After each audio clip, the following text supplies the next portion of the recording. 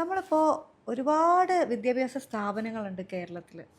വിദ്യാഭ്യാസത്തിനാണ് നമ്മുടെ സൊസൈറ്റി ഏറ്റവും കൂടുതൽ പ്രയോറിറ്റി കൊടുക്കുന്നതും ആ, പണം സ്പെൻഡ് ചെയ്യുന്നത് പോലും വിദ്യാഭ്യാസത്തിന് വേണ്ടിയിട്ടാണ്. എൻ്റെ കുട്ടി ഇത് പഠിക്കണം, പക്ഷേ ഇത് പഠിക്കണം ഇത് പഠിക്കണം ഇത് പഠിക്കണം എന്ന് പറഞ്ഞ കാറ്റഗറി കുറേ ഉണ്ട്. പക്ഷെ എന്ത് പഠിക്കണം യഥാർത്ഥത്തിൽ എന്നുള്ളത് അറിയാത്തൊരവസ്ഥയുണ്ട്.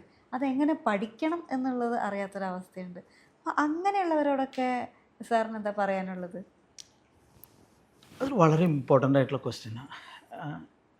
ഏറ്റവും അതിശയം എന്ന് പറയുന്നത് ഇന്നും ഇപ്പോൾ വളരെ സിമ്പിളായിട്ടുള്ളൊരു ചോദ്യമുണ്ട്. 10ാം ക്ലാസ്സിൽ പഠിക്കുന്ന ഒരു കുട്ടിക്ക് എല്ലാ വിഷയത്തിനും A1 ഉണ്ട് എന്ന് വിചാരിക്കുക. ഏറ്റവും മികച്ച മാർക്കോടുകൂടി പാസ്സായിട്ടുള്ളൊരു കുട്ടി. ആ കുട്ടി നോർമലി തുടർന്ന് +1 +2 എടുക്കുന്ന സബ്ജക്റ്റ് ഏതായിരിക്കും? സയൻസ്. ഉണ്ടോ? അതൊരു നോർമൽ തോട്ട് അങ്ങനെയാണ്. എന്ന് വെച്ച് കഴിഞ്ഞാൽ എന്തുകൊണ്ട് ആ കുട്ടിക്ക് ഹ്യൂമാനിറ്റീസ് എടുത്തുകൂടാ? അതെ, അതിലെന്തെങ്കിലും കുഴപ്പമുണ്ടോ? ആ സബ്ജക്റ്റിന് ഒരു കുഴപ്പമില്ല. പക്ഷെ അത് ഞാൻ ഇപ്പോഴേ ചിന്തിക്കണം. ഞാൻ ഇതുപോലെ +2 സയൻസ് എടുത്ത ഒരാളാണ്. ഇനി സയൻസ് എടുത്തു കഴിഞ്ഞു, അത് കഴിഞ്ഞ ആളെ ഇങ്ങോട്ടാണ് പോകേണ്ടത്. ഇതൊക്കെ നമ്മളിങ്ങനെ ഡിഫൈൻ ചെയ്ത് വെച്ചിരിക്കുക. എത്രയോ അധികം കരിയറുകളുണ്ടെന്ന് അറിയാമോ ഈ കുട്ടികൾക്ക് പോകാനായിട്ട് പറ്റുന്നത്. പക്ഷെ നമ്മൾ പറയും അത് സയൻസ് ആവാനേ പാടുള്ളൂ. എന്നാൽ നമ്മൾ ആരാധിക്കുന്ന, ഞാനെപ്പോഴും ടീച്ചേഴ്സിനോടും പാരൻസിനോടും പറയും, നിങ്ങളുടെ മനസ്സിലേക്ക് നിങ്ങൾ റെസ്പെക്റ്റ് ചെയ്യുന്ന, നിങ്ങൾ ആരാധിക്കുന്ന ഒരു 20 സെലിബ്രിറ്റീസിൻ്റെയോ അല്ലെങ്കിൽ നോൺ പീപ്പിളിൻ്റെയോ പേര് എഴുതാൻ പറഞ്ഞു കഴിഞ്ഞാൽ അതിലൊന്നും ഈ ഡോക്ടറോ എഞ്ചിനീയറോ അല്ലെങ്കിൽ അഡ്വക്കേറ്റോ ഒന്നും അല്ല ഉള്ളത്. അതൊക്കെ ഉണ്ടാവാം, ഇല്ലാന്നല്ല ഞാൻ പറയുന്നത്, എണ്ണത്തിൽ കുറവായിരിക്കും. എന്ന് വെച്ച് കഴിഞ്ഞാൽ ഈ ഫെയിം എന്ന് പറയുന്നത് സയൻസും ഇത് മാത്രം ഞാൻ സയൻസിനും മാത്സിനും എഗെയിൻസ്റ്റേ അല്ല കേട്ടോ. ഇപ്പോൾ ഒരു കുട്ടിക്ക് തോന്നുകയാണ് ആ കുട്ടിക്ക് സയൻസ് ഭയങ്കര ഇഷ്ടമാണ്, സയൻസ് ആ ഫീൽഡിൽ പോകണമെന്നുണ്ടെങ്കിൽ ഡെഫിനറ്റ്ലി ആ കുട്ടീനെ അങ്ങോട്ട് തന്നെ വിടണം. പക്ഷെ ആ കുട്ടീനെ അങ്ങോട്ട് വിടാൻ പാടുള്ളൂ. അതെ, മനസ്സിലായോ? അപ്പം ക്യാമറ, ഞാൻ ബേസിക്കലി ക്യാമറ ഭയങ്കര പേടിയുള്ള ഒരാളാണ്. ഞാൻ അഭിനയിക്കണമെന്ന് ആഗ്രഹിച്ച് നടക്കുന്നതിൽ യുക്തിയും അതിൻ്റെ പ്രാക്ടിക്കാലിറ്റിയും ഭയങ്കര ഡിഫറൻറ്റാണ്. കാരണം എന്താണെന്ന് വെച്ച് കഴിഞ്ഞാൽ ബേസിക്കലി ക്യാമറേനെ കാണുമ്പോൾ ഭയക്കാതെ എക്സ്പ്രസ് ചെയ്യാനായിട്ട് കഴിവുള്ള, ഇമോഷൻസിനെ എക്സ്പ്രസ് ചെയ്യാനായിട്ട് കഴിവുള്ള ഒരാൾക്ക് അത് നല്ലതായിരിക്കും. ഞാനത് ചൂസ് ചെയ്തെന്നുണ്ടെങ്കിൽ ഒരു പക്ഷേ ഞാൻ ആ കഴിവ് സ്വയം നേടിയെടുത്ത് എൻ്റെ ആഗ്രഹം കൊണ്ട് ഞാൻ അവിടേക്ക് എത്തിയെന്ന് വരാം. എന്നെ നിർബന്ധിച്ച് പിടിച്ചിരുത്തി കഴിഞ്ഞാലോ? അതേ അവസ്ഥയാണ് ഓരോ കരിയറിൽ. അപ്പോൾ ഈ ഏത് കരിയറിലേക്ക് പോകണമെന്നുള്ള രണ്ടാമത്തെ ചോദ്യമാണ്. ആദ്യത്തെ ചോദ്യത്തിൽ ഞാൻ എപ്പോഴും പറയുന്നത്, ഒരു കാരണവശാലും ഇതായിരിക്കണം കുട്ടിയുടെ കരിയറെന്ന് ഒരു പാരൻ്റ് തീരുമാനിക്കരുത്. അതൊരു പ്രോപ്പറായിട്ടുള്ള കൗൺസിലിംഗ്, കരിയർ കൗൺസിലിംഗിൽ കൂടെ ഞങ്ങളൊക്കെ സൈക്കോമെട്രിക് പ്രൊഫൈലിങ്ങൾ തന്നെ നടത്തുന്നുണ്ട്. ഞങ്ങളിതിന് കരിയർ പ്ലസ് എന്ന് പറഞ്ഞിട്ട് കുട്ടിയുടെ physical, mechanical, logical, intellectual, personal, linguistic and spatial, ഈ 7 ഏരിയയിൽ കുട്ടിയുടെ താല്പര്യവും കഴിവും എക്സ്പീരിയൻസും നോക്കിയിട്ട് പ്രോപ്പറായിട്ടുള്ള സപ്പോർട്ടോട് കൂടിയിട്ട് നമ്മളൊരു റിപ്പോർട്ട് തന്നെ നമ്മൾ കൊടുക്കും കുട്ടികൾക്ക് എവിടേക്കാണ് പോകേണ്ടതെന്നുള്ളത്. ഇങ്ങനെയാണ് ചെയ്യേണ്ടത് ശരിക്കും. ഇനി ജോലി പഠിച്ചു കഴിഞ്ഞ് കഴിഞ്ഞാൽ +2 കഴിഞ്ഞു, അപ്പോഴും നമുക്ക് നമ്മൾ വിചാരിക്കുന്നത് നമ്മൾ കേട്ടിട്ടുള്ള, നമുക്ക് പരിചയമുള്ള കുറച്ച് കരിയറുകൾ മാത്രമേ ഉള്ളൂ എന്നുള്ളതാണ്. ഇവിടെ ഞാൻ ലൂമിനസിൻ്റെ പേര് എടുത്ത് പറയാനായിട്ട് ആഗ്രഹിക്കുക. കാരണം എന്താണെന്ന് വെച്ച് കഴിഞ്ഞാൽ ലൂമിനസിൽ നമ്മൾ നടത്തുന്നൊരു കോഴ്സുണ്ട്, BHIM എന്നിട്ട്, എന്താ പറയുക, ബിവോക്ക് ഹെൽത്ത് ഇൻഫർമേഷൻ മാനേജ്മെൻറ്റ്. ഈ ഒരു കോഴ്സ് പഠിച്ചു കഴിഞ്ഞിട്ട് പുറത്ത് വരുന്ന ഒരു കുട്ടിക്ക് ചെയ്യാൻ പറ്റുന്ന 8-10 മേഖലകളുണ്ട്. ഏറ്റവും പ്രധാനപ്പെട്ടാണ് റവന്യൂ സൈക്കിൾ മാനേജ്മെൻറ്റ് എന്ന് പറയുന്ന ഒരു ഏരിയ.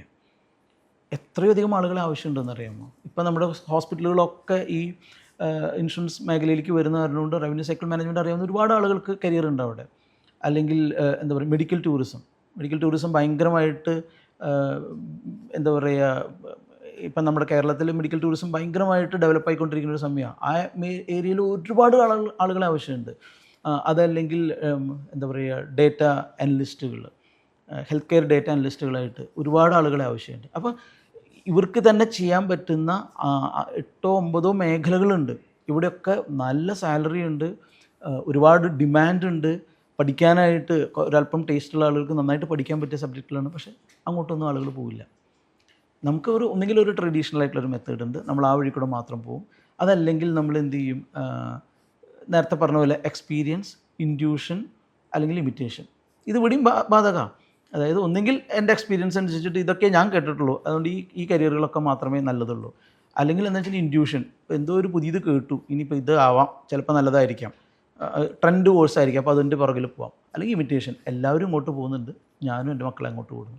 ഇതിൽ നിന്ന് മാറി ആ കുട്ടിയുടെ കരിയർ എന്താണെന്ന് മനസ്സിലാക്കി, ആ കുട്ടിയുടെ കരിയർ ടേസ്റ്റും ആ കുട്ടിയുടെ കരിയർ എന്താ പറയുക എക്സ്പെക്റ്റേഷൻസും എന്താണെന്ന് മനസ്സിലാക്കി അതിന് വേണ്ട പ്രാപ്തി കുട്ടിക്കുണ്ടോ എന്നുള്ളത് മനസ്സിലാക്കി കൊടുത്തിട്ട് ഈ കുട്ടീനെ നമ്മൾ കരിയറിലേക്ക് വിടുകയാണെങ്കിൽ ഡെഫിനറ്റ്ലി ആ കുട്ടി കരിയറിൽ വിജയിക്കും. അപ്പോൾ അത് പാരൻസ് ആണ് ശ്രദ്ധിക്കേണ്ടത്. ആ മേഖലയിലേക്കാണോ കുട്ടീനെ വഴിതിരിച്ച് വിടുന്നത്, അതോ എനിക്കിഷ്ടപ്പെട്ട മേഖലയിലേക്കാണോ വിടുന്നത് എന്നുള്ളതാണ്. ഇതിൻ്റെ ഈ ഓരോ മേഖലയിലുള്ള അവസരങ്ങൾ മനസ്സിലാക്കിയിട്ട് പോയി കഴിഞ്ഞാൽ ഡെഫിനറ്റ്ലി ആ കുട്ടിയുടെ കരിയറിൽ നല്ല ഗ്രോത്ത് ഉണ്ടാവും. അപ്പോൾ നമുക്കിങ്ങനെ തോന്നും വലിയ വലിയ കാര്യങ്ങളൊക്കെയാണല്ലോ പഠിക്കണത്, അങ്ങനെ ഈ വലിയ വലിയ കാര്യങ്ങളൊക്കെ പഠിച്ചിട്ട് വേണം ഒരു ഇൻ്റർനാഷണൽ ലെവലിൽ പോയിട്ട് ജോലി ചെയ്യാൻ, ഒരു കോർപ്പറേറ്റ് സ്ഥാപനത്തിൽ പോയി ജോലി ചെയ്യാൻ എന്നൊക്കെ. അപ്പോൾ ഇതെങ്ങനെ പഠിച്ചെടുക്കും എന്നുള്ളൊരു ഭയപ്പാടുണ്ട്. കാരണം പ്രത്യേകിച്ച് ഈ രീതിയിൽ പഠിച്ചു വരാത്ത കുറേ പേരുണ്ട്. ഇപ്പോൾ നമ്മുടെ എഡ്യൂക്കേഷൻ സിസ്റ്റം തന്നെ പല രീതിയിലുണ്ട്. ഇപ്പോൾ കേരള സിലബസ് പഠിച്ച കുട്ടികളുണ്ട്, CBSE പഠിച്ച കുട്ടികളുണ്ട്, ICS, അങ്ങനെ ഒരുപാട് സിലബസ് പഠിച്ച കുട്ടികളുണ്ട്. അപ്പോൾ അതിൻ്റേതായിട്ടുള്ള വ്യത്യാസങ്ങൾ അവരുടെ പഠന രീതിയിലും ഉണ്ടാവും. അപ്പോൾ അങ്ങനെ വരുന്ന പല കുട്ടികൾക്കും ഒരു ഭയപ്പാടുണ്ടാവും. അയ്യോ, എനിക്കിത് പഠിക്കാൻ പറ്റുമോ, എന്നെക്കൊണ്ട് ഇത് പഠിച്ചാൽ ശരിയാവുമോ എന്നൊക്കെ. പക്ഷെ ഞാൻ അറിഞ്ഞത് സാർ ഒരു പ്രത്യേക തരത്തിലുള്ളൊരു പഠന രീതിയൊക്കെ തയ്യാറാക്കിയിട്ടുണ്ട്. ആര് വന്നാലും സിമ്പിളായിട്ട് കംഫർട്ടബിളായിട്ട് പഠിക്കാൻ പറ്റുന്നൊരു രീതി, അതൊന്ന് വിവരിക്കാമോ? പഠന രീതി ഞാനുണ്ടാക്കിയതല്ല, ഞങ്ങളും ഉണ്ടാക്കിയതല്ല. അതൊരു പ്രൂവൺ മെത്തേഡാണ്. ഗെയിമിഫിക്കേഷൻ എന്ന് പറയുന്ന ഒരു പ്രൂവൺ മെത്തേഡാണ്. രംഗത്ത് വളരെ അധികായരായിട്ടുള്ള 2 പ്രധാനപ്പെട്ട വ്യക്തികളുണ്ട്. ഒന്ന് ജെയ്ബ് സിഗർമാൻ എന്ന് പറയുന്ന ഒരു വ്യക്തി, അദ്ദേഹം ഗെയിമിഫിക്കേഷൻ ബൈ ഡിസൈനിങ് എന്ന് പറഞ്ഞിട്ടുള്ളൊരു പുസ്തകത്തിൽ അത് വളരെ കൃത്യമായിട്ട് പറയുന്നുണ്ട്. അതുപോലെ യുക്കായ് ചു എന്ന് പറയുന്ന മറ്റൊരു വ്യക്തിയുടെ ഒക്ടാലിസിസ് മോഡൽ എന്ന് പറഞ്ഞ്, ഇങ്ങനെ 2 മോഡലുകളാണ് ഗെയിമിഫിക്കേഷനിൽ വളരെ ആക്റ്റീവായിട്ട് നിൽക്കുന്നത്. ആ മെത്തേഡ് ഞങ്ങളിവിടെ ഫോളോ ചെയ്യുന്നു എന്നുള്ളതേ ഉള്ളൂ. ഗെയിമിഫിക്കേഷൻ എന്ന് പറയുന്ന മെത്തേഡ് ഇപ്പോൾ ഒരു കുട്ടിയുടെ അടുത്ത് എളുപ്പത്തിൽ പറയാനായിട്ട്, ഒരു കുട്ടിയുടെ അടുത്ത് നമ്മൾ ഒരു 8 മണിക്കൂർ ക്ലാസ്സിൽ പഠിച്ചുകൊണ്ടിരിക്കുന്ന ഒരു കുട്ടി, അല്ലെങ്കിൽ ഒരു 5 മണിക്കൂർ ക്ലാസ്സിൽ കഴിഞ്ഞതിന് ശേഷം സ്കൂൾ വിട്ടിട്ട് പോകാൻ നിൽക്കുകയാണ്. അപ്പോൾ ഗേറ്റിൻ്റെ അവിടെ നമ്മളൊരു മൈക്കും വെച്ചിട്ട്, ഇപ്പോൾ ഇവരൊക്കെ പോയി നിൽക്കുന്ന പോലെ ഒരു മൈക്കും വെച്ചിട്ട് അവിടെ ചെന്ന് ചോദിക്കുകയാണ്, ഹൗ വാസ് യുവർ ഡേ, എങ്ങനെയുണ്ടായിരുന്നു ദിവസം എന്ന് ചോദിച്ചു കഴിഞ്ഞാൽ സ്വാഭാവികമായിട്ട് ആ കുട്ടി പറയാൻ സാധ്യതയുള്ള മറുപടി എന്തായിരിക്കും?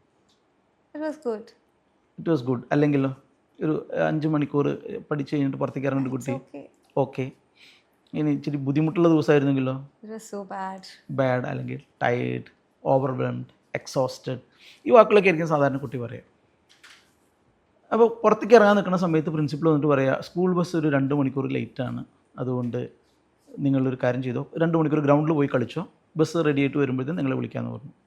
2 മണിക്കൂർ കുട്ടി ഗ്രൗണ്ടിൽ പോയിട്ട് തകർത്ത് കളിച്ചു, വിയർത്ത് വീണ് അഴുക്കൊക്കെ പറ്റി ചെറിയ ഒന്നും തള്ളക്കേണ്ട. കളിയൊക്കെ കഴിഞ്ഞ് തിരിച്ചു വരുന്ന വഴിക്ക് വീണ്ടും ഇതേ മൈക്ക് വെച്ചിട്ട് ചോദിക്കുകയാണ്, how was the last 2 hours എന്ന് ചോദിച്ചാൽ കുട്ടി പറയാനുള്ള സാധ്യതയുള്ള മറുപടി എന്താ? അമേസിങ്, അടിപൊളി അല്ലേ. ശരിക്കും പറഞ്ഞാൽ 6 മണിക്കൂർ കുട്ടിയിട്ടതിനേക്കാൾ കൂടുതൽ എഫേർട്ട് 2 മണിക്കൂറിൽ കുട്ടിയിട്ടില്ലേ? അഴുക്കായി ദേഹത്ത്, പിന്നെന്താ പറയുക, ബുദ്ധിമുട്ടായി, ഉന്തം തള്ളായി, മുട്ടുപൊട്ടി, എന്നാലും കുട്ടിക്ക് കളി ഭയങ്കര ഇഷ്ടമായിട്ട് തോന്നുന്നു. ഒരുപാട് ഇമോഷൻസ് വന്നു പോയി അവിടെ. അതിൻ്റെ റീസൺ എന്താണെന്ന് വെച്ച് കഴിഞ്ഞാൽ സൈക്കോളജി പറയേണ്ടത് 4 പ്രധാനപ്പെട്ട കാര്യങ്ങൾ സംഭവിക്കുന്നുണ്ട്. 4 സ്റ്റിമുലേഷൻസ് അവിടെ സംഭവിക്കുന്നുണ്ട്. ഒന്ന്, ഒരു ഫിസിക്കൽ സ്റ്റിമുലേഷൻ എന്ന് വെച്ച് കഴിഞ്ഞാൽ കുട്ടിയുടെ ശരീരം ഭയങ്കരമായിട്ട് ഇളകി. അപ്പോൾ ബ്ലഡ് സർക്കുലേഷൻ ഭയങ്കരമായിട്ട് കൂടി, ഓക്സിജൻ ഇൻടേക്ക് കൂടി, ജോയിൻസൊക്കെ അങ്ങോട്ടും ഇങ്ങോട്ടും മൂവ് ചെയ്തു, മസിൽസൊക്കെ നമ്മുടെ ടോണ്ടായി. ഇത് കുട്ടിക്ക് കൊടുക്കുന്ന ശാരീരികമായിട്ടൊരു ഉത്തേജനമുണ്ട്. ഇതാണ് കുട്ടീനെ, അതിന് പുറകിൽ വളരെ ഡീപ്പറായിട്ടുള്ള സൈക്കോളജി ഉണ്ട്, സൈക്കോളജി ഉണ്ട്, ന്യൂറോബയോളജി ഉണ്ട്, അത് ഞാൻ കവർ ചെയ്യുന്നില്ല, അത് എക്സ്പേർട്സ് അത് വളരെ ഭംഗിയായിട്ട് പറഞ്ഞു വെച്ചിട്ടുണ്ട്. പക്ഷെ ബേസിക്കലി ഈ ന്യൂറോബയോളജിക്കൽ ചേഞ്ചസും ഈ ഫിസിയോളജിക്കൽ ചേഞ്ചസും എന്താ പറയുക, ഇതെല്ലാം ശരീരത്തിൽ സംഭവിക്കുന്നുണ്ട്. അപ്പോൾ അത് കുട്ടിക്ക് ശാരീരികമായിട്ടുള്ളൊരു ഉത്തേജനം കൊടുക്കുന്നുണ്ട്. ഇതുകൊണ്ടാണ് ഈ കളി കഴിയുമ്പോൾ കുട്ടി ഭയങ്കര റിഫ്രഷ്ഡ് ആയിട്ട് തോന്നുന്നത്. രണ്ടാമതൊരു സംബന്ധം, ഒരു മെൻ്റൽ സ്റ്റിമുലേഷൻ ഉണ്ട്. എന്ന് വെച്ചാൽ കുട്ടി കളിക്കാനായിട്ട് പോകുമ്പോഴും ചിലപ്പോൾ ഒരു ഓലമടലിൻ്റെ ബാറ്റുമായിട്ടായിരിക്കും കളിക്കാനായിട്ട് പോകുന്നുണ്ടാവുക. പക്ഷേ ഈ ബാറ്റുമായിട്ട് പോകുന്ന സമയത്തും കുട്ടി മനസ്സിൽ കാണുന്ന ഒരു ഇമേജ് എന്ന് പറയുന്നത് വിരാട് കോഹ്ലി ബാറ്റുമായിട്ട് ഇറങ്ങുന്ന ഫീലിംഗ് ആണ്. അവൻ്റെ ഭാവനയിൽ അവിടെ ഒരു സ്റ്റേഡിയം കാണുന്നുണ്ട്, ആ സ്റ്റേഡിയത്തിൽ അവന് ഇഷ്ടപ്പെട്ട ആളുകൾ ഇരിക്കുന്നത് കാണുന്നുണ്ട്, അവനെ പരിഹസിച്ച് കൂട്ടുകാരിരിക്കുന്നത് കാണുന്നുണ്ട്, അവൻ്റെ ലവർ ഇരിക്കുന്നത് കാണുന്നുണ്ട്, അവനെ ഒട്ടും വില വയ്ക്കാത്ത ടീച്ചർമാർ അസൂയോടുകൂടി നോക്കി, ഇതൊക്കെ അവൻ്റെ ഭാവനയിലുണ്ട്. അപ്പോൾ ഇവൻ കളിക്കാനായിട്ട് ഇറങ്ങുമ്പോൾ തന്നെ പറഞ്ഞിട്ട് പോകുന്നത് എന്താ പറയുക, ഞാൻ പോയി ഒരു തകർത്തിട്ട് വരാമെന്ന് പറഞ്ഞിട്ടാണ് ഇവൻ ഇറങ്ങുന്നത്. ഒരു കുട്ടിയും ഞാൻ പോയി തോറ്റിട്ട് വരാമെന്ന് പറയുന്നില്ല. അപ്പോൾ ഒരു വിന്നറിൻ്റെ മൈൻഡ് സെറ്റാണ്, ആ ഒരു മെൻ്റൽ ഇമേജോട് കൂടിയിട്ടാണ് ഈ കുട്ടി മുന്നോട്ട് പോകുന്നത്. ഇത് രണ്ടാമത്തെ ഒരു ഉത്തേജനമാണ്, ഒരു മെൻ്റൽ സ്റ്റിമുലേഷൻ. മൂന്നാമതൊരു സംഭവം എന്ന് പറയുന്നത് ഒരു ഇമോഷണൽ സ്റ്റിമുലേഷൻ ഉണ്ട്. ഇപ്പോൾ നമ്മൾ ഫുട്ബോളിൻ്റെ കാലഘട്ടം നമ്മൾ നോക്കുമ്പോൾ കാണാം, കളി ഒരു ഗോൾ അടിച്ചു കഴിഞ്ഞ് കഴിഞ്ഞാൽ ആദ്യം ചാടി എനിക്കെന്താ ബെഞ്ചിലിരിക്കുന്ന ആളുകളായിരിക്കും. അവർക്ക് ചിലപ്പോൾ പന്ത് തൊടാൻ കിട്ടിയിട്ടുണ്ടാവില്ല, പക്ഷേ സ്റ്റിൽ ആ സ്പിരിറ്റ് അതുപോലെ മെയിൻറ്റെയിൻ ചെയ്യാൻ സാധിക്കുന്നത്, ഉൾക്കൊള്ളാൻ സാധിക്കുന്ന ആളുകൾ ആ ബെഞ്ചിലിരിക്കുന്നവരെ. കാരണം എന്താ, they feel like they part of the team. ഒരു ഇമോഷണൽ കണക്ഷൻ ഉണ്ട്, ഒരു ടീമായിട്ടുള്ള ഒരു ഇമോഷണൽ സ്റ്റിമുലേഷൻ ഉണ്ട്. നാലാമതൊരു ഇൻ്റലക്ച്വൽ സ്റ്റിമുലേഷൻ ഉണ്ട്. എന്ന് വെച്ച് കഴിഞ്ഞാൽ നമ്മൾ കളിക്കുന്ന കുട്ടികളെ, ഇപ്പോൾ ക്രിക്കറ്റ് കളിക്കുന്ന ഒരുത്തനോട് നമ്മൾ പറയും, അവൻ എപ്പോഴും ഒരു ക്രിക്കറ്റ് കളിയാണ്, അവന് പഠിപ്പിനോട് യാതൊരു ഇതില്ല, കണക്കെല്ലാം മാർക്ക് കണ്ടാൽ മതി. പക്ഷെ ആ കുട്ടി ബേസിക്കലി കണക്കും ഫിസിക്സൊക്കെ അത്ര സ്ട്രോങ് ആണെങ്കിൽ ആ കുട്ടിക്ക് നന്നായി കളിക്കാൻ പറ്റുള്ളൂ. അതായത് ഓപ്പോസിറ്റിൽ നിന്ന് ഒരാൾ പന്ത് എറിയാൻ വരുന്ന ഒരാൾ എത്ര സ്പീഡിൽ വരണം, ഏത് ആംഗിളിൽ എറിയും, അത് എവിടെ വന്ന് പിച്ച് ചെയ്യും, എത്ര ഹൈറ്റിൽ ബൗൺസ് ചെയ്യും, ഏത് ആംഗിളിൽ അത് തിരിഞ്ഞ് എൻ്റെ അടുത്തേക്ക് വരും, അപ്പോൾ ഞാൻ ബാറ്റ് ഏത് പൊസിഷനിൽ പിടിക്കണം, ഏത് ആംഗിളിൽ ഞാൻ ബാറ്റ് എന്താ പറയുക മൂവ് ചെയ്യിക്കണം, അത് എത്ര ഫോഴ്സിൽ അപ്ലൈ ചെയ്യണം, ഇതൊക്കെ ഈ ഒരു ഫ്രാക്ഷൻ ഓഫ് സെക്കൻഡിൽ കുട്ടിയുടെ മനസ്സിൽ വന്നാൽ മാത്രമേ ഈ കുട്ടിക്ക് ക്രിക്കറ്റ് കളിക്കാൻ പറ്റുള്ളൂ. ഫുട്ബോളാണെങ്കിലും അതെ. അപ്പോൾ ഈ കളികളിലൊരു ഇൻ്റലക്ച്വൽ സ്റ്റിമുലേഷൻ സംഭവിക്കുന്നുണ്ട്. ഈ 4 സ്റ്റിമുലേഷനും ഒരുമിച്ച് സംഭവിക്കുമ്പോൾ എന്തുണ്ടാവും അറിയാമോ, കുട്ടി എക്സൈറ്റഡ് ആവും. Question is, can you bring these 4 stimulations in your day to day classroom? Never എന്ന് പറയുന്നിടത്താണ് അപകടം. അതായത് നമ്മൾ ബോധപൂർവം ഈ 4 സ്റ്റിമുലേഷനെയും ക്ലാസ്സിലേക്ക് കൊണ്ടുവരാൻ സാധിച്ചു കഴിഞ്ഞാൽ പഠനവും കളി പോലെ കുട്ടികൾക്ക് ഇൻട്രസ്റ്റിംഗ് ആയിരിക്കും. അത് ശരി. ഇതാണ് ഗെയിമിഫിക്കേഷൻ നമ്മളോട് പറയുന്നത്. ഇത് bring serious fun into your day to day educational setting. അപ്പോൾ ഇത് പല മെത്തേഡുകളുണ്ട് ഇതിൻ്റെ അകത്ത്. ഈ ഒക്ടാലിസിസ് എന്ന് പറഞ്ഞൊരു മോഡൽ ഭയങ്കര ഇമ്പോർട്ടൻ്റ് ആയിട്ടുള്ളൊരു മോഡലാണ്. നമ്മൾ ജീവിതത്തിൽ ചെയ്യുന്ന പല കാര്യങ്ങളും ഗെയിമിഫിക്കേഷൻ ഇൻക്ലൂഡഡ് ആണ്. നമ്മളതധികം അറിയുന്നില്ല എന്ന് മാത്രമേ ഉള്ളൂ. ഇപ്പോൾ ഞാനൊരു ഉദാഹരണം ചോദിക്കാം. ഗൂഗിൾ പേ ചെയ്യാറുണ്ടോ അൻസിബ? ഓക്കെ, ഗൂഗിൾ പേ ചെയ്ത് നമ്മൾ പേയ്മെൻറ്റ് കൊടുത്തു കഴിഞ്ഞതിന് ശേഷം ചിലപ്പോൾ നമ്മൾ അതിൻ്റെ ഒരു സ്ക്രീൻഷോട്ട് നമ്മൾ പറ്റിയ ആൾക്ക് ഷെയർ ചെയ്തതിന് ശേഷം പിന്നെ നമ്മൾ ചെയ്യുന്നൊരു പരിപാടി ഉണ്ട് ഗൂഗിളിൽ, സ്ക്രാച്ച് ചെയ്യണം അല്ലേ? സ്ക്രാച്ച് ചെയ്തിട്ട് എത്ര കിട്ടിയിട്ടുണ്ട് ഇതുവരെ? മാക്സിമം പോയി 1 രൂപ. മിക്കവാറും സമയത്ത് വരുന്ന എന്തായിരിക്കും, ബെറ്റർ ലക്ക് നെക്സ്റ്റ് ടൈം എന്നായിരിക്കും. പിന്നെ എന്തെങ്കിലും പ്രോഡക്ട്സിന്റെ ഓഫർ, ചിലതൊക്കെ നിങ്ങൾക്ക് മനസ്സിലാവും. ഒരു സാധാരണക്കാരായിട്ടുള്ള എനിക്കൊന്നും അതിൽ പല പ്രോഡക്റ്റ് എന്തിനാന്ന് പോലും അറിഞ്ഞുകൂടാ. ഇതുവരെ ഒരു പ്രോഡക്റ്റ് ഇത് വാങ്ങിച്ചിട്ടില്ല. എന്നാലും നമ്മൾ അത് സ്ക്രാച്ച് ചെയ്തു. അതൊരു ഗെയിമിഫിക്കേഷനാണ്. അത് ക്യൂരിയോസിറ്റി എന്ന് പറഞ്ഞൊരു എലമെൻ്റ് ആണ് അവിടെ കൊണ്ടുവരുന്നത്. ഒരു ക്യൂരിയോസിറ്റി എലമെൻറ്റ് കൊണ്ടുവരുന്നതാണ്. അപ്പോൾ ഈ ഒക്ടാലിസിസിൽ ഇങ്ങനെ കുറേ മോഡലുകൾ പറയുന്നുണ്ട്. ഞങ്ങൾ ചെയ്യുന്നത് ക്ലാസ് റൂമിൽ ഈ എല്ലാ മോഡലുകളെയും ഞങ്ങൾ അതിന് വേണ്ടിയിട്ട് ഒരു സോഫ്റ്റ്വെയർ തന്നെ ഡെവലപ്പ് ചെയ്തിട്ടുണ്ട്, ഒരു ആപ്ലിക്കേഷൻ ഡെവലപ്പ് ചെയ്തിട്ടുണ്ട്. അപ്പോൾ കുട്ടിക്ക് പഠിക്കേണ്ട കാര്യങ്ങളിൽ പഠനം കളിയാക്കുകയല്ല നമ്മൾ ചെയ്യുന്നത്, പഠനം ഒരു കളിയായിട്ട് കൊടുക്കുകയല്ല ചെയ്യുന്നത്. ഒരു കളിയിൽ എക്സൈറ്റ്മെൻറ്റ് കൊടുക്കുന്ന എലമെൻറ്റുകൾ എന്തൊക്കെയാണോ ആ എലമെൻറ്റുകളൊക്കെ തന്നെ പഠനത്തിലേക്കും കൊണ്ടുവന്ന്, അപ്പോൾ ഈ കുട്ടിക്ക് പഠനത്തിൻ്റെ ബോർഡം ഫീൽ ചെയ്യില്ല. ഓരോ സ്റ്റെപ്പും അതിന് ആ ഒരു എക്സൈറ്റ്മെൻറ്റ്, ഒരു ക്യൂരിയോസിറ്റി, ഒരു ആൻറ്റിസിപ്പേഷൻ ഇതൊക്കെ നമ്മൾ കൊടുത്തുകൊണ്ട്, ഒപ്പം ചില കാര്യങ്ങൾ ആ കുട്ടിക്ക് പഠനം പൂർത്തിയാക്കാൻ സാധിക്കുമ്പോൾ ചില റിവാർഡ് പോയിൻറ്റ്സ്, ചില ടോക്കൺസ്, ചില ബാഡ്ജസ്, ചില അവതാർസ് ഇതൊക്കെ കൊടുക്കുന്നു. ഒപ്പം ആ കുട്ടിക്ക് ആ പോയിൻറ്റുകൾ റിഡീം ചെയ്യാനായിട്ട് സാധിക്കുന്നു. റിഡീം ചെയ്യാനായിട്ട് സാധിക്കുമ്പോൾ എന്ത് സംഭവിക്കുന്നുണ്ടെങ്കിൽ അത് അവർക്ക് ഇഷ്ടപ്പെട്ട ഒരു മെർക്കൻഡൈസിങ് ഐറ്റമായിട്ട് അവർക്ക് റിഡീം ചെയ്യാം. ഇപ്പോൾ അത് 1000 പോയിൻറ്റ് റിഡീം ചെയ്യുമ്പോൾ അവർക്കൊരു ഒരു എന്താ പറയുക സ്മാർട്ട് വാച്ച് കിട്ടുന്നു, അല്ലെങ്കിൽ ഒരു 2500 പോയിൻ്റ് ആകുമ്പോൾ അത് റിഡീം ചെയ്താൽ അവർക്കൊരു മൊബൈൽ ഫോൺ കിട്ടുന്നു. അപ്പോൾ they will feel like they are earning something or they are gaining something. At the same time ഇതിലേക്ക് എത്താനായിട്ട് കുട്ടി നന്നായി അധ്വാനിച്ചാലേ പറ്റുള്ളൂ. അപ്പോൾ ആ അധ്വാനത്തിൻ്റെ ഭാരം തോന്നാതെ, ഒരു കോഗ്നിറ്റീവ് ലോഡ് ആ കുട്ടിക്ക് കൊടുക്കാതെ ഒരു സീരിയസ് ഫൺ കൊണ്ടുവന്നുകൊണ്ട് നമ്മൾ ഈ പഠനത്തിലേക്ക് കൊണ്ടുവരണം എന്നുള്ളതാണ് ഈ ഗെയിമിഫിക്കേഷൻ മോഡൽ എന്ന് പറയുന്നത്. ആ ഗെയിമിഫിക്കേഷൻ മോഡലിൽ കൂടെയാണ് ഞങ്ങൾ കുട്ടികളെ പഠിപ്പിക്കാനായിട്ട് ശ്രമിക്കുന്നത്. അതുകൊണ്ട് തന്നെ അയ്യോ എന്നെക്കൊണ്ട് ഇത്രയൊന്നും പഠിക്കാൻ പറ്റില്ല, പഠിക്കാൻ ഭയങ്കര ബുദ്ധിമുട്ടാണ്, പഠിച്ച ഓർമ്മയിൽ നിൽക്കില്ല എന്നൊക്കെ സ്വയം വിശ്വസിക്കുന്ന കുട്ടികളും മറ്റുള്ളവർ ലേബൽ ചെയ്തിട്ടുള്ള കുട്ടികളും ഞങ്ങളുടെ സ്ഥാപനത്തിൽ വരുമ്പോൾ പലപ്പോഴും അവർക്ക് പഠനം ഭയങ്കര എളുപ്പമായിട്ട് തോന്നാറുണ്ട്, അവർക്ക് വളരെ ഇഷ്ടമായിട്ട് തോന്നാറുണ്ട്. അവർ പഠനത്തിനെ കുറേയും കൂടെ, പഠനം ഒരു സ്ട്രെസ് ഫാക്ടർ അല്ലാതെ, ഒരു പ്രഷർ ഫാക്ടർ അല്ലാതെ ഒരു പ്ലഷർ ഫാക്ടറായിട്ട് മാറ്റാനായിട്ട് സാധിക്കുന്നു എന്നുള്ളതാണ് ഗെയിമിഫിക്കേഷൻ മോഡലിൻ്റെ ഒരു പ്രത്യേകത. അപ്പോൾ എത്തരത്തിലുള്ള കുട്ടികൾക്കാണ് ഇത്തരത്തിലുള്ള കോഴ്സുകളൊക്കെ എടുക്കാൻ കഴിയുക, അല്ലെങ്കിൽ എങ്ങനെയുള്ള കുട്ടികൾ ഇങ്ങനെയുള്ള കോഴ്സുകൾ എടുക്കുന്നതായിരിക്കും കൂടുതൽ നല്ലത്? ഇപ്പോൾ BHIM എടുക്കാനായിട്ട് ആഗ്രഹിക്കുന്ന ഒരു കുട്ടിക്ക്, അതായത് BO ഹെൽത്ത് ഇൻഫർമേഷൻ മാനേജ്മെൻറ്റ് എന്ന് പറയുന്ന കോഴ്സ് എടുക്കാനായിട്ട് ആഗ്രഹിക്കുന്ന ഒരു കുട്ടിക്ക് അങ്ങനെ ഞങ്ങളൊരു ക്വാളിഫിക്കേഷൻ റെസ്ട്രിക്ഷൻ ഒന്നും വെച്ചിട്ടില്ല. എല്ലാ വിഷയത്തിനും A1 ഉണ്ടായിരിക്കണം, സയൻസിന് ഇത്ര മാർക്ക് ഉണ്ടായിരിക്കണം, ഇങ്ങനെയൊന്നും നമ്മൾ പറഞ്ഞിട്ടില്ല. നമ്മൾ നോക്കുന്നതെന്ന് പറയുന്നത് +2 ആയിരിക്കണം ആ കുട്ടി. +2 കഴിഞ്ഞിട്ടുള്ളൊരു കുട്ടിയാണെന്നുണ്ടെങ്കിൽ ഇറസ്പെക്റ്റീവ് ഓഫ് ദ സ്ട്രീം, സയൻസോ അല്ലെങ്കിൽ ഹ്യൂമാനിറ്റീസോ ഇതൊന്നും പ്രശ്നമല്ല, മെഡിക്കൽ രംഗത്തേക്ക് വരാൻ താല്പര്യമുള്ള ഒരാളാണ്, മെഡിക്കൽ ഫീൽഡിനെ കുറച്ചും കൂടെ ഒക്കെ എക്സൈറ്റിംഗ് ആയിട്ട് കാണുന്ന ആളാണെന്നുണ്ടെങ്കിൽ അവർക്ക് ഡെഫിനറ്റ്ലി ഈ കോഴ്സിൽ വന്നിട്ട് ജോയിൻ ചെയ്യാനായിട്ട് സാധിക്കും. കാരണം നമ്മളിവിടെ ഫണ്ടമെൻ്റൽസ് മുതലാണ് പഠിപ്പിക്കുന്നത്. ഇപ്പോൾ ആദ്യത്തെ കേൾക്കുമ്പോൾ മെഡിക്കൽ എന്നൊക്കെ കേൾക്കുമ്പോൾ നമുക്ക് ഭയങ്കര പേടി തോന്നുമെങ്കിലും നമ്മളിവിടെ പഠിപ്പിക്കുന്നത് ഫണ്ടമെൻ്റൽസ്, ഇപ്പം മെഡിക്കൽ ലാംഗ്വേജ് ഓഫ് മെഡിസിൻ എന്ന് പറയുന്ന ഒരു ഭാഗമുണ്ട്. അതായത് ഓരോ വാക്കുകളെയും ബ്രേക്ക് ചെയ്ത് ചെറിയ ടേംസ് ആക്കിയിട്ട്, ഞാനിപ്പോൾ അതിനൊരു ഏറ്റവും സിമ്പിളായിട്ടൊരു ഉദാഹരണം പറയാം. ഐറ്റിസ് എന്ന് പറഞ്ഞിട്ടൊരു മെഡിക്കൽ ടേം ഉണ്ട്. ഐറ്റിസ് എന്ന് പറഞ്ഞാൽ ഇൻഫ്ലമേഷൻ എന്നാണ് അർത്ഥം. അപ്പോൾ അപ്പൻഡിസൈറ്റിസ് എന്ന് പറഞ്ഞാൽ എന്തായിരിക്കും? അപ്പൻഡിക്സിൻ്റെ ഇൻഫ്ലമേഷൻ. അപ്പോൾ ഇത് ഇത്രയും ആ കുട്ടി പഠിക്കേണ്ടതുള്ളൂ. അപ്പോൾ ഇനി ഗ്യാസ്ട്രൈറ്റിസ് എന്ന് പറഞ്ഞാൽ കുട്ടിക്ക് മനസ്സിലാവും. ഗ്യാസ്ട്രോ എന്ന് പറയുന്നത് സ്റ്റൊമക്കാണ്. അപ്പോൾ ഐറ്റിസ് എന്ന് പറയുന്നത് ഇൻഫ്ലമേഷനാണ്. അപ്പോൾ സ്റ്റൊമക്കിലുള്ള ഇൻഫെക്ഷനാണ്. മനസ്സിലായോ? അപ്പോൾ ഇതുപോലെ എല്ലാ വാക്കുകളെയും medical prefix suffix combining form എന്നാണ് ഇതിനെ പറയുക. നമ്മൾ വളരെ ലളിതമായിട്ട് പഠിപ്പിച്ചുകൊണ്ട് അവർക്ക് അവിടെ നിന്ന് ഓരോ വിഷയവും കൃത്യമായി പഠിച്ച് മുന്നോട്ട് വന്ന് ഈ മേഖലയിൽ വർക്ക് ചെയ്യാനായിട്ട് സാധിക്കും. അപ്പോൾ +2 ആവണമെന്ന് മാത്രമേ ഉള്ളൂ. +2 ആയിട്ടുള്ള ഏതൊരാൾക്കും ഈ ഫീൽഡിൽ വരാൻ പറ്റും. അവർ വർക്ക് ചെയ്യാൻ തയ്യാറായി മാത്രം മതി. അവർക്കൊരു സയൻസ് ബാക്ക്ഗ്രൗണ്ട് ഉണ്ടാവണമെന്നോ സയൻസിൽ സ്ട്രോങ് ആവണമെന്നോ ഒന്നും ഒരു നിർബന്ധമില്ല. സാധാരണ രീതിയിൽ ഈ ഫീൽഡ് ഇഷ്ടമുള്ള ഏതൊരാൾക്കും ഈ രംഗത്തേക്ക് വന്നിട്ട് ഇവിടെ വിജയിക്കാനായിട്ട് സാധിക്കും. ഓക്കെ. അപ്പോൾ എന്തായാലും ഈ ഫീൽഡിനോട് താല്പര്യമുള്ള ആളുകൾ തീർച്ചയായിട്ടും ചൂസ് ചെയ്യേണ്ട ഒരു കോഴ്സ് തന്നെയാണല്ലോ ഇത്. ആണ്. ഞാനെപ്പോഴും പറയുക, വളരെ ചുരുങ്ങിയ സമയം കൊണ്ട് തന്നെ നല്ലൊരു കരിയറിലേക്ക് എത്താൻ പറ്റിയൊരു കോഴ്സ് അത്. കാരണം ഇത് 3 വർഷത്തെയാണ് course. BVoc health information management പറയുന്നത് 3 ഇയേഴ്സിൻ്റെ കോഴ്സാണ്. എങ്കിൽ പോലും ആദ്യത്തെ വർഷം പൂർത്തിയാക്കുമ്പോൾ തന്നെ അവർക്ക് ജോലിയിൽ കയറാം. ബാക്കിയുള്ളത് പഠിച്ചുകൊണ്ട് തന്നെ അവർക്ക് ചെയ്താൽ മതി. അപ്പോൾ ശരിക്കും പറഞ്ഞു കഴിഞ്ഞാൽ എന്താ സംഭവിക്കണമെന്ന് അറിയുമ്പോൾ, ആദ്യത്തെ ഒരു വർഷം ഇവർ ഈ കോഴ്സ് പഠിച്ചു കഴിഞ്ഞതിന് ശേഷം ഇവർ ജോലിയിൽ കയറി. 2ാമത്തെയും 3ാമത്തെയും വർഷം ദേ ആർ ഏണിങ് എ മന്ത്ലി സാലറി. അപ്പോൾ ശരിക്കും 3 വർഷത്തെ കോഴ്സ് കഴിയുമ്പോഴത്തേനും ഒരു 6-7 ലക്ഷം രൂപയുടെ ഒരു 8 ലക്ഷം രൂപയോളം അവർക്ക് സാലറി ആയിട്ട് തിരിച്ചു കിട്ടും. എന്ന് പറഞ്ഞു കഴിഞ്ഞാൽ ഈ കോഴ്സിന് വേണ്ടി ഇവർ സ്പെൻഡ് ചെയ്ത പൈസ തന്നെ അവർക്ക് തിരിച്ചെടുക്കാൻ പറ്റുന്ന ഒരു രീതിയിലുള്ളൊരു കോഴ്സും കൂടിയാണത്. അത് ബിവോക്കിൻ്റെ മാത്രം ഒരു പ്രത്യേകത. ബിവോക്ക് ഇൻസിസ്റ്റ് ചെയ്യുന്നത് ആദ്യത്തെ വർഷം തിയറി 3 വർഷം പഠിക്കണം. പക്ഷേ ആദ്യത്തെ വർഷം കഴിഞ്ഞാൽ ഉടനെ അവർക്ക് പാർട്ട് ടൈം ആയിട്ടെങ്കിലും അവർക്കൊരു ജോലി കിട്ടണം എന്നുള്ളത് ബിവോക്കിൻ്റെ ഒരു പ്രത്യേകതയാണ്. അപ്പോൾ അതുകൊണ്ട് തന്നെ ജോലിയും ഉറപ്പിച്ചുകൊണ്ട് പഠിക്കാനായിട്ട് സാധിക്കുന്ന ഒരു കോഴ്സാണ്. അപ്പോൾ എന്തായാലും ഈ കോഴ്സിന് താല്പര്യമുള്ള ആളുകളൊക്കെ ജോയിൻ ചെയ്യാമല്ലേ? തീർച്ചയായിട്ടും. ഞാൻ പറയുന്നത് 3 വർഷം വേണ്ടല്ലോ, 1 വർഷം കൊണ്ട് തന്നെ ജോലിക്ക് വേണ്ടിയിട്ടാണല്ലോ പഠിക്കുന്നത്. അപ്പോൾ അത് ഒരു നല്ല കരിയറിലേക്ക് സ്റ്റെപ്പ് ഇൻ ചെയ്യാനായിട്ട് സാധിക്കുന്നുള്ളത് തന്നെയാണ് ഇത്. അപ്പോൾ ഈ കോഴ്സ് എടുത്തു കഴിഞ്ഞാൽ ഉറപ്പായിട്ടും ജോലി കിട്ടും സാർ പറഞ്ഞല്ലോ, അതെങ്ങനെയാണ്? ഉറപ്പായിട്ടും ജോലി കിട്ടുമെന്ന് പറയുന്നത് നമ്മളൊരു ആവേശത്തിൽ പറയുന്നതല്ല. കാരണം എന്താണെന്ന് വെച്ചാൽ അത് ഈ ഇൻഡസ്ട്രീനെ കുറിച്ച് ആളുകൾ കൃത്യമായിട്ട് മനസ്സിലാക്കാത്തത് കൊണ്ടാണ് ഇതിൻ്റെ അകത്ത് ജോലി സാധ്യതകൾ അവർക്ക് തിരിച്ചറിയാൻ സാധിക്കാത്തത്.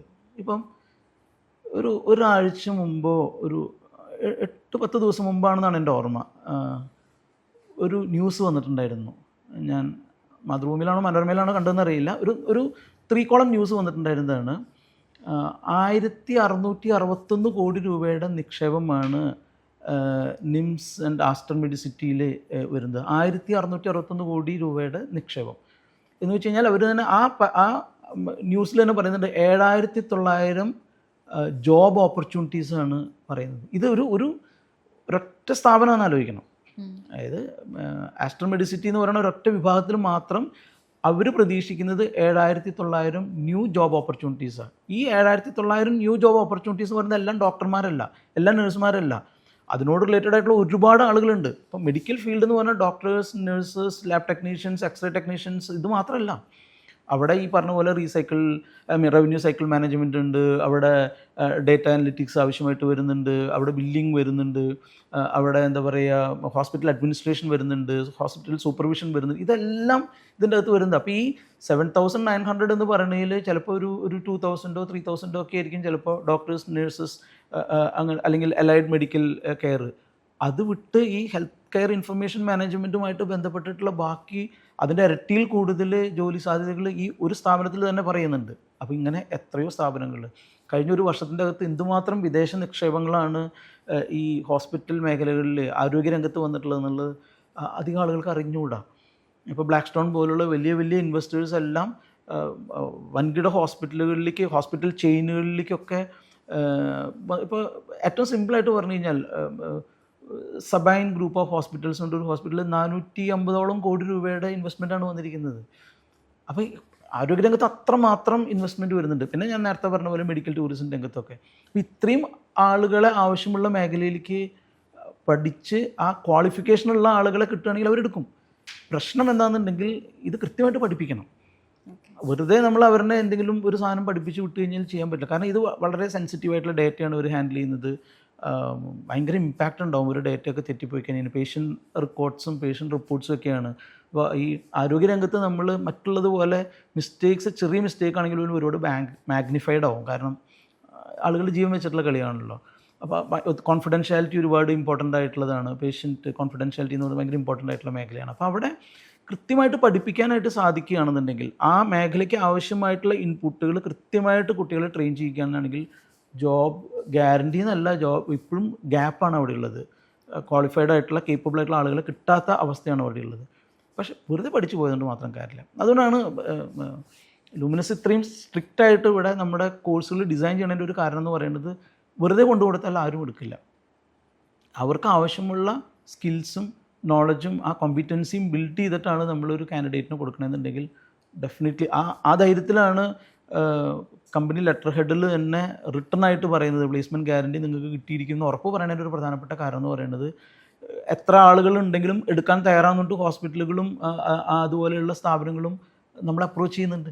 അപ്പോൾ അവർ തരുന്ന കോൺഫിഡൻസ് ആണ് നമ്മൾ കുട്ടികൾക്ക് കൊടുക്കുന്ന കോൺഫിഡൻസ്. പക്ഷേ ഒരു കാര്യം ഉറപ്പാണ്, ആ പഠിക്കുക എന്ന് പറയുന്നത്, കൃത്യമായിട്ട് പഠിക്കുക എന്നുള്ളതും എന്താണോ ഇൻഡസ്ട്രിക്ക് ആവശ്യമായിട്ടുള്ളത് അത് കറക്റ്റായിട്ട് മനസ്സിലാക്കുക എന്നുള്ളതും ഭയങ്കര ഇമ്പോർട്ടൻ്റ് ആണ്. അപ്പോൾ അത് കൊടുക്കാൻ സാധിച്ച ജോബ് ഗ്യാരണ്ടി കൊടുക്കാനായിട്ടൊന്നും ഒരു ബുദ്ധിമുട്ടുമില്ല. ഇഷ്ടം പോലെ ജോബ് ഓപ്പർച്യൂണിറ്റീസ് ഉണ്ട് എന്നുള്ളത് തന്നെയാണ് ഇതിൻ്റെ അകത്തുള്ളൊരു വാസ്തവം. ഇനി അവസാനത്തെ ഒരു ചോദ്യം കൂടെ ചോദിക്കട്ടെ.